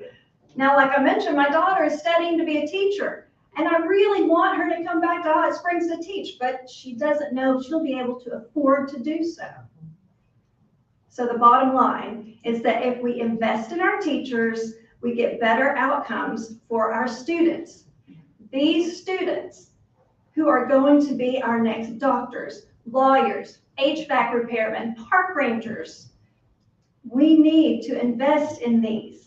I don't know about you, but I'm searching for excellence, not adequate. So this summer, there was a bipartisan bill offered up this summer. And as teachers were working hard to get ready to go to work, my opponent, Les Warren, voted to go home, to stop work, and not even hear the merits of this bipartisan bill. Now, my opponent has a reputation for being moderate. To me, being moderate means being somewhere in the middle. Now, he doesn't vote in the middle. The vast majority of the time, he votes with the far right. To me, that is not moderate. One example of these extreme bills that he's passed is the total abortion ban. Without thought of victims to violent crimes or mothers with difficult pregnancies, without thought of the unintended consequences, he voted for the total ban. No exceptions for rape or incest. That means if a 10-year-old is raped, the government mandates that she must deliver. I don't think that's right. That means if a woman has a difficult pregnancy, if she has a difficult pregnancy and there are fatal fetal anomalies, meaning that the fetus will not survive, she must risk her health. There have already been instances of women having to travel as far as Illinois to get the health care they need so that they can live a healthy life. So the question I have for Les and his law is, how almost dead do women have to be before we get the care we need?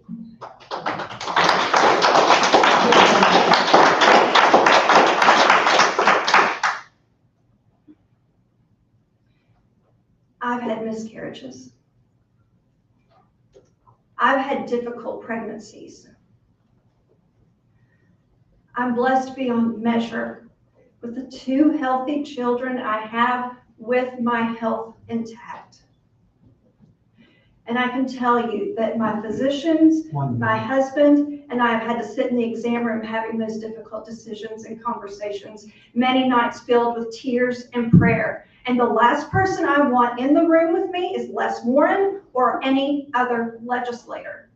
Yes. But y'all, I have less than a minute, and I have to say things are so exciting in Hot Springs right now and in Garland County. We have the only kindergarten through 12th grade international baccalaureate program. We have affordable job training courses at national parks. We have the largest sake brewery in North America. We have the international connection with Hanamaki. I'm the chair of the Hot Springs, Arkansas Cherry Blossom Festival. Save the date, April 2nd, 2023. We must protect and preserve so that we can move forward. We need leadership who will work for everyone, the whole community. So y'all, I'm also a grease pig catching champion, and you can find more about me at Michelle for Arkansas on Facebook, because I am here for everyone, and I thank you so much. I'll be here to the end to answer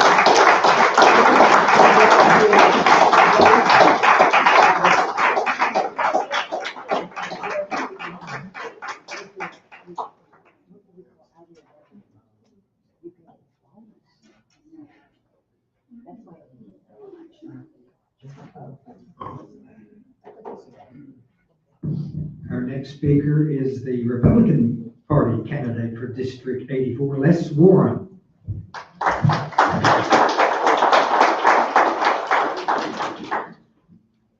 Thank you, Paul, all the people who made this possible, moderators, people here tonight. Over 27 years ago, I and my wife moved to Hot Springs with our 2 sons, 3 and 5 at the time, the beginning of an amazing journey. We love calling Hot Springs our home. I grew up the son of a small town doc who worked 24/7. He wasn't there a lot, and a lot of times I would go a full day without seeing him. So I never learned to hunt. I never learned to fish. I ended up playing sports, and one of the things I ended up picking up was community involvement. When we arrived in Hot Springs, it didn't take me long to pick up on the community involvement. I started coaching my 2 sons in sports. I coached them, every team, football, basketball, sports, all the different sports, until they were in organized sports in schools. My family and I began attending First Baptist Church. Shortly after getting there, I began working with the youth of First Baptist Church. I worked with the youth at First Baptist Church for 20 years. Talk about some amazing memories that I have. So that was a great adventure there. I became a deacon. I served in multiple places at our church. I'm now the chair of the finance committee. I also joined National Park Rotary Club. Became the president of that club in 2014-15. What a great club. I'm still a member today. I've managed trust departments, was in banking for 18 years. For the last 22 years, I've been president of Hot Springs Title and run that business. My work experience has taught me so much that is valuable when I go over to the Capitol to represent this district. While my sons were attending Lakeside Public Schools, I decided I'd run for the school board because I believe that you serve where you see a need. 2 of those years, I was president of the school board. I continue to support Lakeside and all public schools. I think I surprised some people at the Capitol when I went down to the well, which is where you speak from, and I made a passionate speech about supporting public schools. Representative Cozart can attest to that. I'll continue my fight for public schools. There was no vote on the House floor for raising teacher salaries and giving bonuses. There was no vote. I am hoping, I started out as number 100 on the floor as my seniority number. When I go back, I'll at least be number 45. I became a member of the Greater Hot Springs Chamber of Commerce many years ago. I worked up through a variety of positions at the chamber. And in 2016, I was the chairman of the chamber, or I'm sorry, 2006. But one of the neatest things I did that year was we created what's called the Greater Hot Springs Education Council. All 7 superintendents from the Garland County schools, every elected representative and senator, the president of National Park College, and the CEO of the chamber came together. First time we met, you could have cut the tension in the room. People were like, you never returned my calls. I never heard from you. We got past that first meeting, and that committee has become a major positive for Garland County. All the superintendents and elected officials work together to make sure that we share ideas, that we keep each other informed. Everybody on that committee has everybody's cell phones. So when we're at the Capitol, Representative Cozart is chair of the Education Committee. When we're over there and something's happening on an education issue, the superintendents will pick up the phone and call us and go, hey, you need to know this about this issue. And we'll call them if we have questions about education issues. So I'm hoping that when I get back over there, that with my number dropping, that I'll be able to get on the Education Committee this time. That's a very hard-working committee. It's probably the hardest working committee at the Capitol. But that's my aim, because I believe if I can get on that committee, I can help. I've been on the Metro Partnership for 6 years. That is the economic development piece of the Chamber of Commerce. Today, I arranged a meeting to have Congressman Westerman come to Hot Springs, and we had a 2-county meeting to work on a significant economic development piece. Brought people together from 2 counties, leaders from both counties. That Metro Partnership is a significant piece of what's happening economically in Hot Springs and Garland County. People from multiple businesses come together and work hard to attract businesses and to see what else can be done to help us grow so that we can offer more jobs. So all of this has prepared me to be a state rep. I've used all these different experiences to go over and represent you. I work with people on both sides of the aisle. So people can call me extreme, moderate, whatever they want to, but I can tell you that people on the other side of the aisle from me have said, we want you back because you're good to work with. So I will tell you that I'm respectful of everybody at the Capitol. I've worked hard to have a good reputation at the Capitol. I think I have that, just like I worked hard to have a good reputation here in Hot Springs. So I'm wanting to go back and continue to represent you. You got to remember that you get more with less. I would appreciate your vote on November 8th. Thank you very much.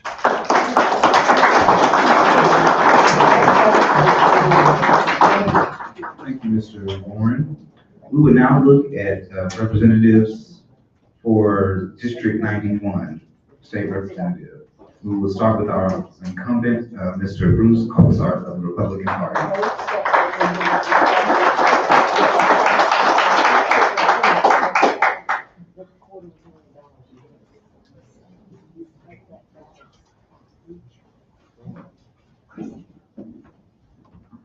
Good evening to all. Thank you guys for putting this on. It's got a good crowd here tonight. Thank each and every one for coming. Can you hear me? Can you hear me all right? All right. I usually talk loud enough, but I'll try to get closer to the mic. Just tell you a little bit of myself. I am Representative Bruce Cozart. I now represent District 24, which soon will be 91. That's what it's changing over to be. I am running for re-election for that district. I have been in the legislature since 2011. I was elected there to a special election, and I have been serving there ever since. I don't want to forget to introduce my wife. My wife Deborah is here with me tonight. I always, I love what she does. She supports me in everything I do. We have two beautiful sons and daughter-in-laws and 7 grandchildren that we just love our family and do a lot of things together with our family.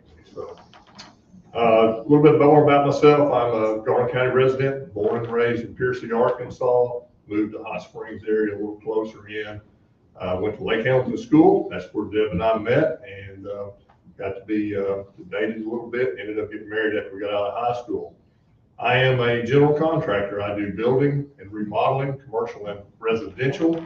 That's what I do. I'm lucky to have one of my sons work with me. So I know how to run a business. I know how to make money. I know how to treat people right and do the things that we need to do. Like I said, went to Lake Hamilton School. I started out my service of being someone and trying to do something to help others when I was in school. I was elected senior class president, started my role as being a leader, come out of school. A little later on, I went back to Lake Hamilton, served on the school board for 10 years and helped them build that school. That is one of the biggest schools in the county right now. Out of the 7 great schools we have, I believe Lake Hamilton is the biggest. Biggest is not always best, but it is a big school, and I believe it's a great school. From there on, served on a lot of different things. Been president of the State Home Builders Association, a group that I still serve on that, and that's what's near and dear to my heart is building. So we keep our building group and our regulations and stuff in order. I'm also a member of the Oakline Rotary Club. Deb and I are a member of Lakeview Assembly of God Church.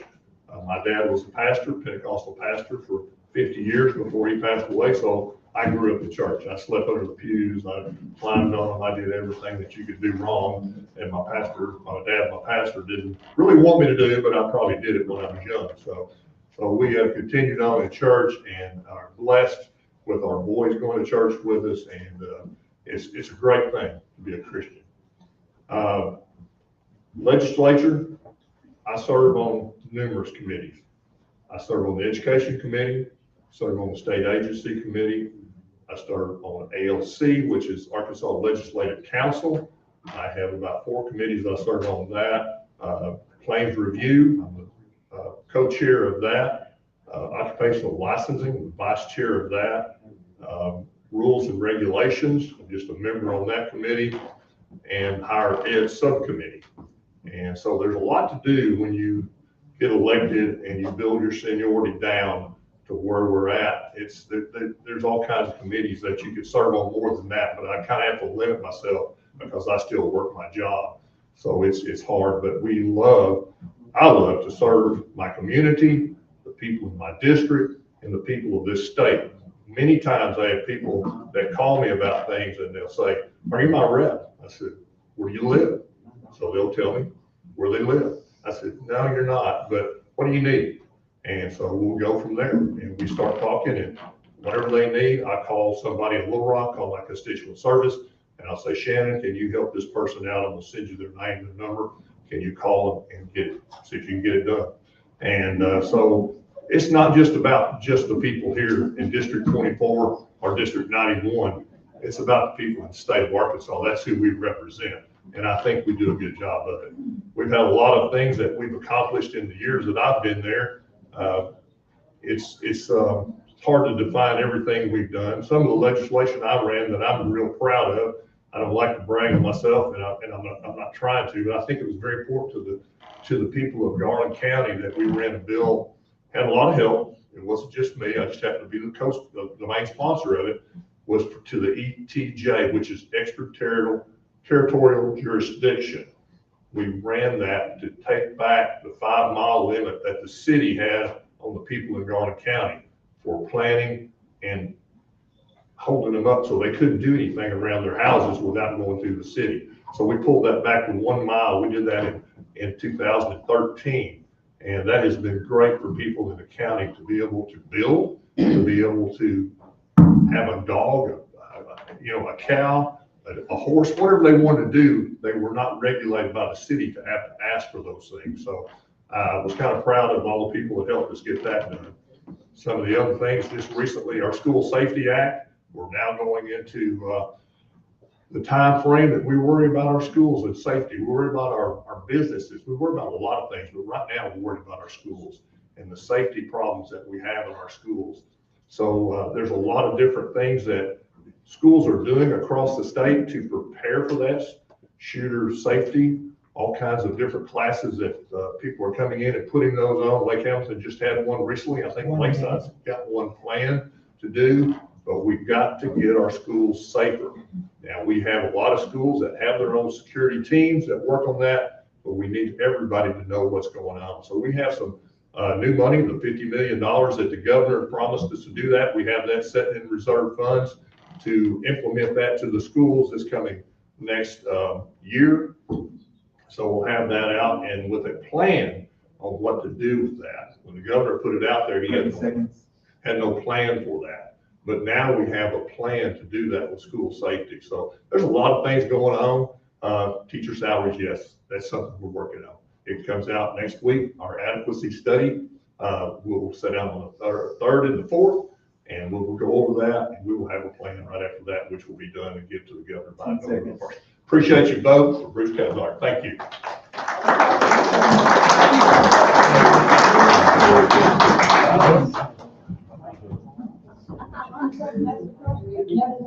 Our next speaker will be a candidate for State Senate District Number 6, Courtney Warwick McGee, Democratic Party candidate.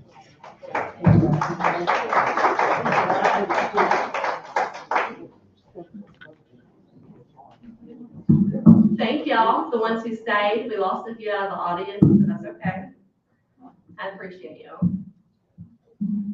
I actually usually shoot from the hip too, but also my notes this time. So, good evening, y'all. How are you? Good. Yeah, okay. Well, I'm running for State Senate District 6, and my name is Courtney Warwick McKee, and as it turns out, my last name is irrelevant in this contest.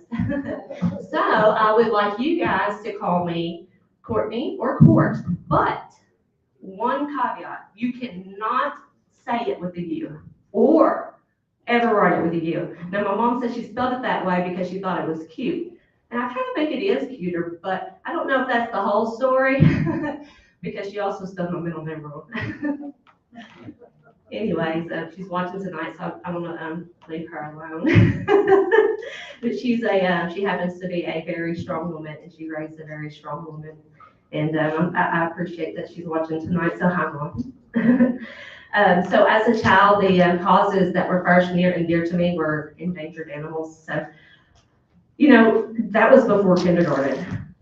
All throughout elementary school, I was paying attention to things about animal cruelty and the environment and the ozone layer. I was writing letters to companies, to judges, to my representatives. And this was to date myself because, you know, this was before the internet was widely available. I knew who represented me.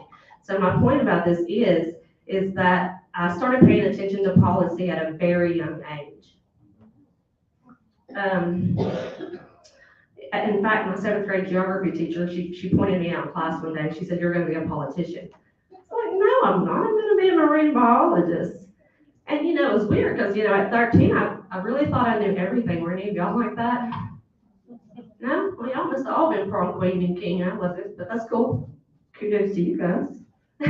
But I was a policy nerd in the making. I'm a lifelong Arkansan. I'm very proud of that. I was educated here in the state. My first college degree was in a community college in East Arkansas. I got an associate's degree in law and social science, graduated with honors. Became a mom, went back to college at University of Arkansas at Little Rock, graduated with honors again, degree, bachelor's degree in political science. And then again last year, I graduated from there again with a graduate certificate in nonprofit management and a master's in public administration. And so a master's in public administration is very similar to a master's in business administration, except for it focuses on government and policy and public entities. So it prepared me to manage the office that I'm seeking. In that, I studied, ethics. I studied policy analysis. I studied public finance, community development, and so much more. I enjoy studying policy and government and what works and what doesn't work, but you don't need a degree to see that what's going on in Little Rock isn't working. And my opponent is the same. It's a supermajority of Republicans, and he offers no difference to that. So when I'm elected, I promise you guys, I will wake up every day and dedicate myself to the highest standard of ethics. I will work to write policies that help the most people, and to help our state to reach its fullest potential. I really do like to keep my time short because I don't mind answering the hard questions. So are there any?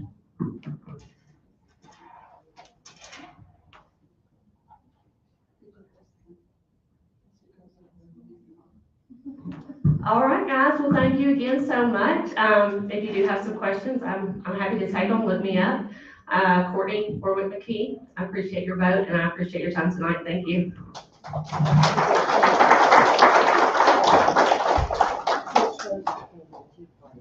Thank you for those words, Ms. McKee. And I don't know if this is a relation, but we have Mr. Matt McKee of the Republican Party, also running for State Senate District 6. Thank you so much. It is great to be here tonight. I want to thank the library and our moderators for sitting through all this. Who's ready to go home and not hear a politician talk about all the good ideas that they have? Bruce has already gone. Okay. Well, I'm Justice of the Peace, Matt McKee. I've served the last 12 years, represented Western Garland County. I've been the chairman of the Finance Committee for the past 8 years. I'm happy to report that as of April, Garland County is debt-free. So that's not too shabby a position for a county to be in. I originally served as chairman of the Environmental Public Works and Buildings Committee, and that was a learning experience. I don't know, most people don't know that about 75% of what the county does is required by the state. And so this service has put me in a unique position to understand how the decisions made in Little Rock not only affect your cities and counties, but affect you at the local level because of the things that are pushed down to the local level from the state. And so I believe that has prepared me uniquely to fulfill this position. My wife and I live out in Piercy with our 4 daughters, Reagan's 16, Jordan's 14, Lexi's 11, and Logan is 8. And I don't know how many of you have 4 children, but that 4th one can be an exciting ride. It can be an exciting ride. I told the group in the village the other day, I've got 4 daughters, 5 goats, and 1 great Pyrenees. So we're working on a haberdashery out there. And the girls show the goats at the Garland County Fair. We thought that was important that some of them would have the opportunity to, number one, see the processes of life. Seeing animals be born, seeing animals die, seeing how important we are to their subsistence, to their being able to survive. It's an important process for kids to know, have a little bit of perspective about life in this world. And so that's not only taught them that, but it's taught them some responsibility. It's taught them some money management. They've got to be able to pay for feed and take care of those things. And that's one of the reasons I'm running for office, and one of the reasons I ran for JP when I was 27, is because it's important for our kids to see us take responsibility for our government. It's important to see that we can, as individuals, make a difference if we'll stand up for what we believe is right. And it's important for girls to see their dad do it, but it's also important that we tell them that they have every opportunity to do the same things that we've done. And we live in such a fantastic state and country. I grew up in Colorado. I moved here 20 years ago. I like to tell people, no, I wasn't born and raised here, but I chose to live here. And I moved down here for my wife. She told me if I wanted to marry her, I had to live in Arkansas. And, you know, that was a rough move coming from Colorado. It's a beautiful state, but I tell you what, I sure love it here. I've grown accustomed to the humidity and the temperatures, and I love Arkansas. I love Hot Springs in Garland County. It's like a small town. You know, it doesn't matter where you go, you're going to run into people that you know and that you have things in common with, and it's always a pleasure to be out in the community. During the primary, we met so many people and got to talk to so many people in this newly drawn District 6. And it was exciting to see the passion that people have for what they believe are the important issues, and that there are so many people who are so engaged, who are taking the time like you are tonight to educate yourself about the people that are going to represent you and about the issues that they represent. So I'm running as a conservative Republican. I am a conservative Republican. I believe that our founding fathers gave us a unique blessing. I believe it was Calvin Coolidge that said, living under the American Constitution is the greatest political blessing afforded a man. And it's less than 0.6% chance that you will be born an American. And that's pretty unique. Our Constitution has served us longer than any other nation's founding documents. Every other government has changed their government at some point in the last 200 years. And we as Americans are blessed to live. Now, are we perfect? No, you're never going to have a perfect system when it's set up by people. And unfortunately, I think that's the reason for a lot of the unhappiness that we witness today, is people are comparing what we have to perfection.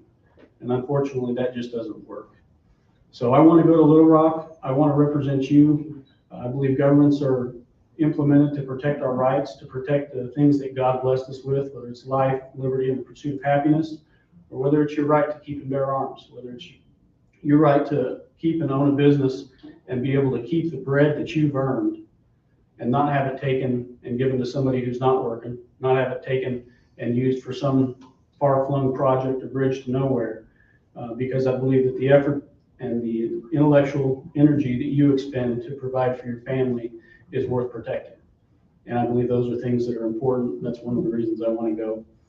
But serving at the county level with the other JPs has taught me also that I'm one voice. And I know going to Little Rock, I'll be one of 135 legislators. And I don't get to do everything my way. You know, I know that's a strange thought to us Americans, that we don't get to do everything our way. But working at the county level has really taught me how to work together with people when we don't see exactly eye to eye. And it's important that we can make compromises and that we can work together to find those solutions when it's time to get things done. Because as I've heard other people say, you know, I'm the only perfect Republican I've ever known. And you know, if we didn't think that our ideas were logical and rational, if you don't think your ideas are logical and rational, you should probably change your ideas, right? But we don't get to do everything the way we want to do it. And so working at the county level has taught me that. It's taught me a lot about working together. I also chaired the Republican committee here in town for the last 7 years. And just learning how the process works, learning about, you know, Arkansas is ranked number 4 in election integrity in the nation. 30 seconds. And I think that that's something to be proud of. We at the county level worked at it, but I know that they worked at it at the state level too. You can be assured that every legal vote will be counted once. And I think that's something to be proud of. I'm Matt McKee. I'd appreciate your vote for the Senate District 6. And I look forward to serving you in Little Rock. And I'm very easy to get a hold of. Just holler at me and we'll get together. Thank you. Have a good night.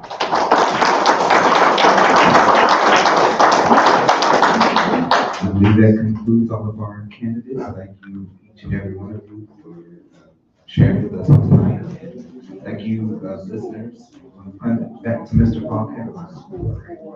Final call. Did we have any candidates that came in after we did check-in?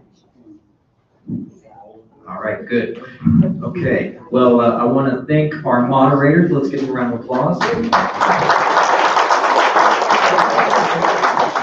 Charlie Moore, Marsalis, Weatherspoon, and let's hear it for all of our candidates. It definitely takes a lot of bravery to come here. And I want to remind everyone, all candidates and organizations who are welcome to use our meeting rooms. They are free, open to the public to book for studies or meetings. And take your time getting out, meet and greet, shake hands on the way out. And wait, let's all say it together. When is the voter registration deadline? October 11th. Thank you. Everyone have a good night.